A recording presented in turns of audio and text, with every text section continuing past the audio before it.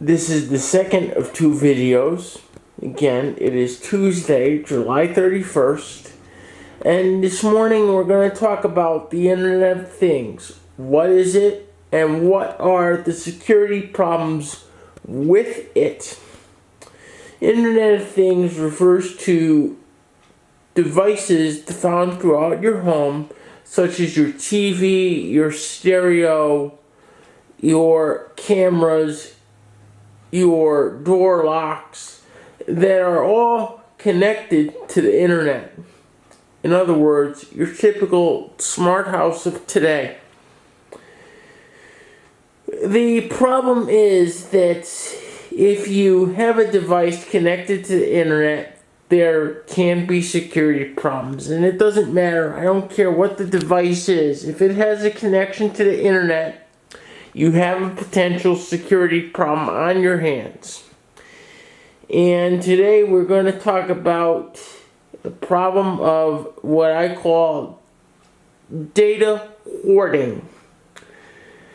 Data hoarding is a very serious violation of your privacy. A lot of the companies in the United States do data hoarding, and a lot of consumers don't know that it's really going on. And in the description of this video, I'm going to have some links to some articles that lead to examples of data hoarding. The particular problem with data hoarding that I want to talk about is that data hoarding sets up the situation for massive data breaches.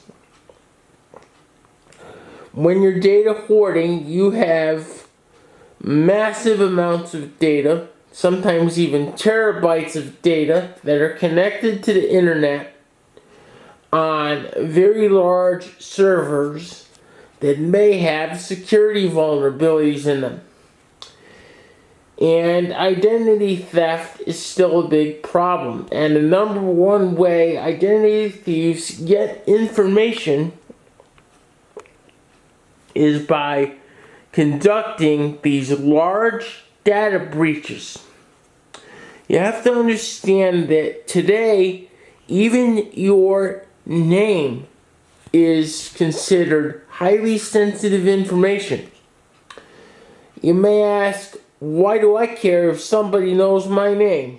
Well, if somebody knows your name, they can use that information to start finding out other things, where you live, and most importantly, what your social security number is. And once they get the social security number, all bets are off. This actually happened to my dad some time back. The details of which I'm going to save for another video. But yes, even knowing your name can be a hazard. In fact, I do a lot of work in the financial services industry, and in that industry, we have been taught in recent years that even the financial people, the advisors, are taught that their databases, which is the area where I do my main work, are highly sensitive. And in the past few years, and even before that, we've started to add some really what seems like crazy security measures onto financial advisors' equipment, such as full hard disk encryption. Well, the reason why is because of what has become extraordinarily sensitive databases that have to be protected at all costs. But these companies that do the data hoarding, I don't know if they don't care or if they don't see that there is a problem. You can no longer hoard a whole pile of data on a whole pile of people and expect that nothing's going to happen. The more data you hoard, the worse your risk is going to get. You're not even supposed to hoard. These companies that have been subject to credit card breaches in recent years, they're not supposed to retain credit card information until transactions are completed. But number one, if that's not a law, it's a recommendation, payment card industry data security standard. Number two, if they purge the credit card data first, it makes it a lot harder for them because they can't hoard the rest of your data to sell it to marketers. And yes, that's what they do. Even the stores like Home Depot and Circuit City was the most famous one. We actually had our data sold from Circuit City to Best Buy, and man, let me tell you, that was an eye-opening experience. What they typically will do is they will strip out the credit card information when someone requests to buy the database, and then they will sell the rest of your data over to the person that requested it. But contained within that database is information about you that is still very sensitive and valuable to an identity thief.